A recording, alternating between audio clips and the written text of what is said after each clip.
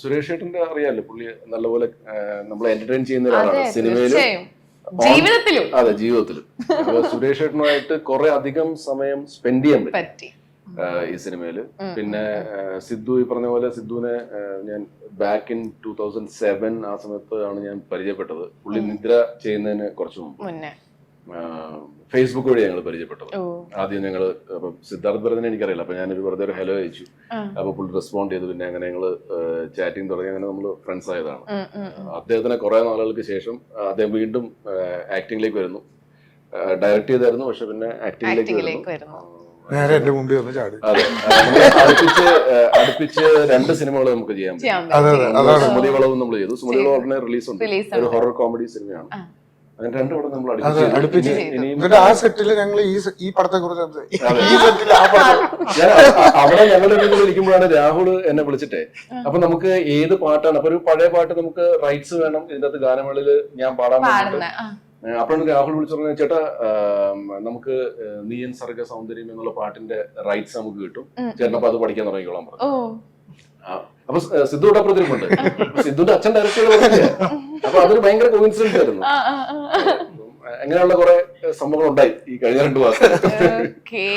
Okay. അപ്പം ഈ സിനിമയുടെ ട്രെയിലറിൽ നമ്മൾ കണ്ടപ്പം ഇപ്പൊ സുരേഷ് ചേട്ടനാണെങ്കിൽ അതൊരു ജഡ്ജിയുടെ വേഷമാണ്, പോസ്റ്ററിലാണെങ്കിലും ഉണ്ട്. അപ്പം സൈജു ചേട്ടനാണെങ്കിൽ ഒരു പോലീസ് ഓഫീസറിന്റെ വേഷമാണ്, സിദ്ധാർത്ഥേട്ടൻ ഒരു ക്യാമറമാൻ, ഒരു ക്യാമറമാനോ? അല്ല, ഞാൻ ക്യാമറ പിടിച്ചോണ്ടിരിക്കുന്ന ഇത് കണ്ടു. ക്യാമറമാൻ ആയിരിക്കും, പട്ടാളക്കാരനാണ്.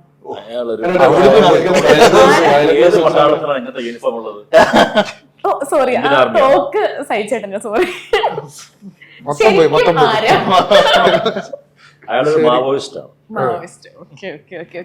ബാക്കി വിശേഷങ്ങൾ എന്തൊക്കെയാണ് ഫ്ലാസ്കില്? നിങ്ങൾ ഓരോരുത്തരും ക്യാരക്ടർ എന്തൊക്കെയാണ്? ജഡ്ജ് അങ്ങനെയല്ല, അങ്ങനത്തെ ക്യാരക്ടർ അല്ല. ആ ക്യാരക്ടറിന് പല ഷെയ്ഡ്സ് ഉണ്ടാവുമല്ലോ, അങ്ങനത്തെ ഷെയ്ഡ്സ് എന്തൊക്കെയാ? പേഴ്സണൽ സെക്യൂരിറ്റി ഓഫീസർ ആയിട്ടാണ് എന്റെ ക്യാരക്ടർ. ജഡ്ജി ആയിട്ട് സുരേഷ് ഏട്ടൻ, വെങ്കടേഷ് ബാലാജി എന്നാണ് ഇദ്ദേഹത്തിന്റെ പേര്. വളരെ നല്ലൊരു മുരടനായിട്ടുള്ള ഒരു ക്യാരക്ടറാണ്. അദ്ദേഹത്തിന്റെ PSO ആയിട്ടാണ് ഞാൻ അഭിനയിക്കുന്നത്. എനിക്ക് ആക്ച്വലി പോലീസുകാരനാകാൻ വലിയ താല്പര്യമില്ലായിരുന്നു. എനിക്ക് പാട്ടുകാരനാകാനായിരുന്നു താല്പര്യം. പക്ഷെ പിന്നെ ചില ജീവിതത്തിലെ സന്ദർഭങ്ങൾ, സാഹചര്യങ്ങൾ കാരണം അങ്ങനെ പോലീസ് ഓഫീസർ ആണ്ടി വന്നു. ഇതിന്റെ അകത്തൊരു ഹൈലൈറ്റ് എന്ന് വെച്ചാല്, നമ്മൾ ഒരുപാട് പോലീസ് സ്റ്റോറീസ് നമ്മൾ കണ്ടിട്ടുണ്ട്.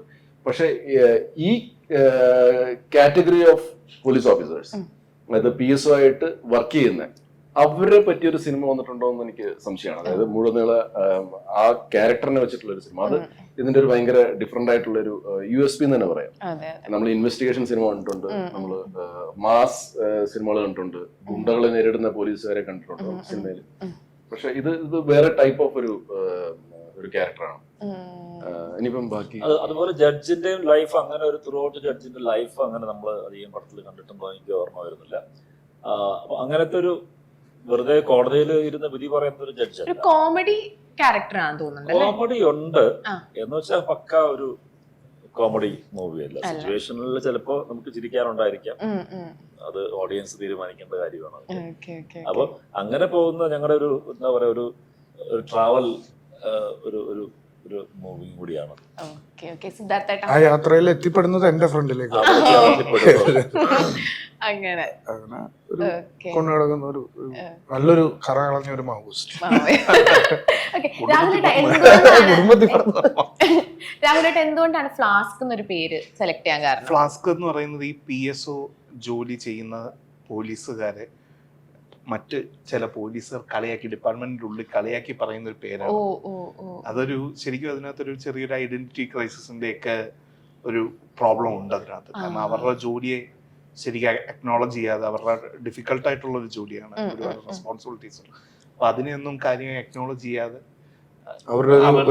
ഏതോ ഒരു പോലീസുകാരനെ ആർക്കോ ഒരു ചായ ഒഴിച്ചു കൊടുക്കുന്നല്ലോ എവിടെയോ കണ്ടിട്ടാവും ചിലപ്പം ഇത് പറഞ്ഞിട്ടുണ്ടാവും. അപ്പൊ അങ്ങനെയൊക്കെ അവരുടെ ഒരു ഇതിനെ പറയുന്ന അങ്ങനത്തെ ഒരു ഐഡന്റിറ്റി ക്രൈസിസ് ഉണ്ട് ആ പേരിന്. അപ്പൊ അത് ഇവരുടെ ഈ ജേർണിയിലുടനീളം ഈ ക്യാരക്ടേഴ്സിനകത്ത് അത് റിഫ്ലക്ട് ചെയ്യുന്നുണ്ട്. ഓക്കെ. അപ്പൊ ഞാൻ ഒരു സെഗ്മെന്റിലേക്കാണ് കൊണ്ടുവന്നത്. ഈ സെഗ്മെന്റിന്റെ പേരാണ് മലയാളം മാത്രം. അപ്പൊ ഞാനൊരു കാര്യം പറയും, അപ്പൊ അതിന് നിങ്ങൾ മലയാളത്തിൽ മാത്രം വേണം എന്റെ അടുത്ത് ദൈവമേ. പറയാൻ. ഓക്കെ, അപ്പൊ ഫസ്റ്റ് സുരേഷ് ചേട്ടന്റെ അടുത്താണ്. അപ്പം ഫ്ലാസ്ക് എന്നാണല്ലോ നമ്മുടെ സിനിമയുടെ പേര്. ഫ്ലാസ്കിന്റെ മലയാളം എന്താണെന്ന് അറിയോ? ഫ്ലാസ്കിന് മലയാളം ഉണ്ടോ? ഫ്ലാസ്കിന് മലയാളം ഉണ്ട്. ശരി.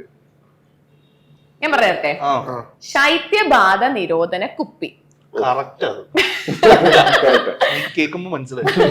ഓക്കെ, ശൈത്യബാധ നിരോധന കുപ്പി എന്ന ചലച്ചിത്രത്തെ പറ്റി ഒരു നിമിഷത്തിനപ്പുറം ആംഗലേയ പദങ്ങളില്ലാതെ സംസാരിക്കുക. ഞാൻ തോറ്റു.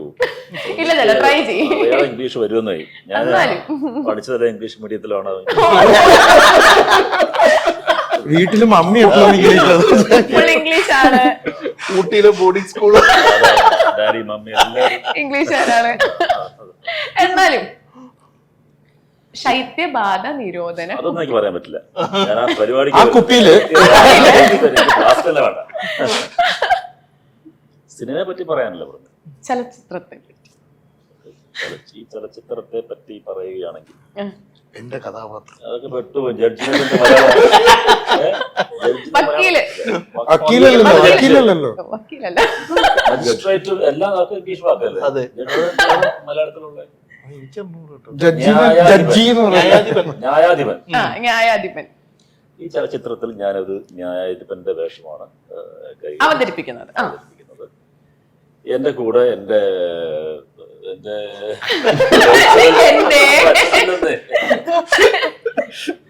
എന്റെ പേഴ്സണൽ സെക്യൂരിറ്റി ഓഫീസർ ഞാൻ എന്ത് പറയും? അതൊന്നും വലിയ പാടാണ്. ഓക്കെ, ചേട്ടാ പറയാൻ പറ്റുമോ? ട്രൈ ചെയ്യാം. ഇവർക്ക് പറയാൻ പറ്റും. ഇവര് മലയാളം മീഡിയം പഠിച്ച ആൾക്കാർ.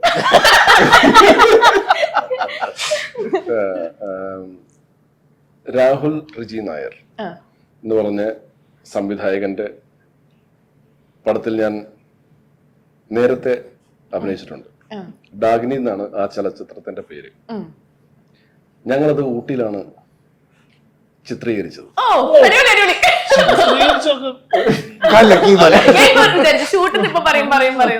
ഞാൻ പറയുന്നത് ആക്ച്വലി സിനിമയെ പറ്റിയല്ല. ആ ചലച്ചിത്രത്തിൽ എനിക്ക് അനുഭവപ്പെട്ടത് ഈ പറഞ്ഞ രാഹുൽ റിജി നായർ ഒരു നല്ല സംവിധായകനും അതിലുപരി ഒരു നല്ല റൈറ്ററും